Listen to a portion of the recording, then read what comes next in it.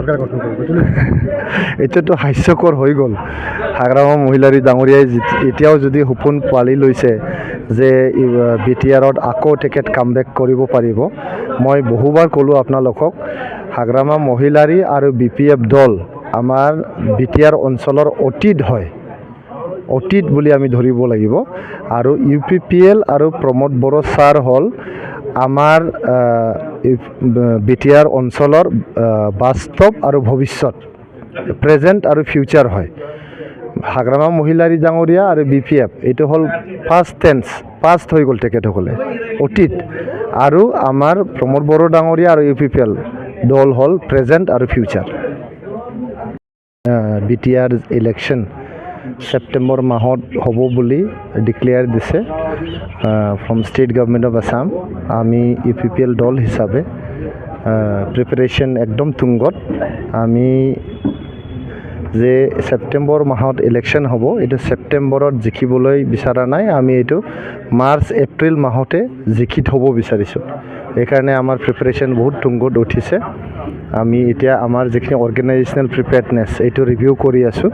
আজি ফকিৰাগ্ৰাম সমষ্টিটো ৰিভিউ কৰিলোঁ। আমাৰ বুথ কমিটি, প্ৰাইমাৰী কমিটি আৰু ব্লক কমিটি কেনেকুৱা প্ৰিপেয়াৰ্ডনেছ আছে আমি ৰিভিউ কৰাৰ পিছত চালোঁ। ফকিৰাগ্ৰাম সমষ্টি বহুত ভাল পৰ্যায়ত আছে UPPLৰ কাৰণে।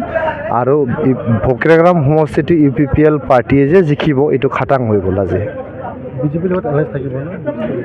এলায়েন্সৰ কথাটো আমাৰ দুইটা দলৰ শীৰ্ষ নেতৃত্বই বহি পেলাই সিদ্ধান্ত ল'ব।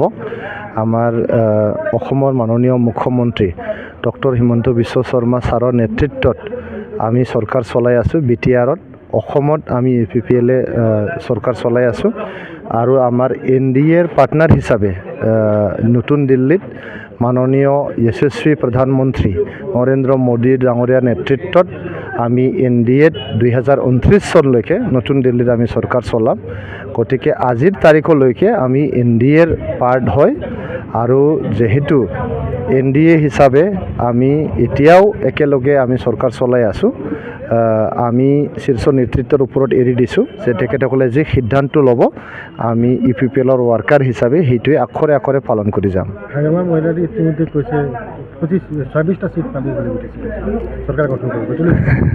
এতিয়াতো হাস্যকৰ হৈ গ'ল। হাগ্ৰামা আমাৰ UPPLৰ সাংগঠনিক মজবুত কৰাৰ কাৰণে আহিছে। আমি মজবুত কৰি সাংগঠনিক হিচাপে কি মজবুত কৰিম, কাৰণ কিবা একটা যুদ্ধত ওলালে হ'লে তেনে ঠাইত থৰালবিলাক ঠিক কৰি ল'ব লাগে, এনেকৈ কৰিবৰ কাৰণে আজি আহিছে। BDC ইলেকশ্যনৰ প্ৰিপাৰেশ্যন চলি আছে নেকি? চলি আছে। যিহেতু এটা ৰাজনৈতিক দল প্ৰিপাৰেশ্যনটো কৰিবই লাগিব, কাৰণ আগন্তুক যদি MC ইলেকশ্যন কাউন্সিলৰ ইলেকশ্যন এইটোৰ কাৰণে প্ৰিপাৰেশ্যনটো হ'বই লাগিব। ফকিৰাগ্ৰাম ব্লক হিচাপত কিমান সজ্জ হৈ আছে আপোনালোকে? ফকিৰাগ্ৰাম ব্লক হিচাপত আমি সাংগঠনিক হিচাপে মজবুত।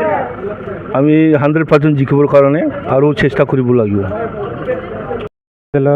আমি ব্লক প্ৰাণবতী ওমেন ইয়ত লগতে আমাৰ 95 বুথত যি আমি বুথ চেম্পিয়ন দিছোঁ এইসকল, আৰু আমাৰ প্ৰাইমাৰী কোঅৰ্ডিনেটৰসকলক লৈ আমি আজি ব্লক কাৰ্যালয়ত যিখন সভা হ'ল, এইখন সভাত আমি এইখিনি বুজি পালোঁ যে আমি ফকিৰাগ্ৰাম হিচাপে অনাগত দিনত UPPL শক্তিশালী আৰু UPPLে জিকিব, তাৰে আমি এটা অনুমান আজি সভাত পালোঁ।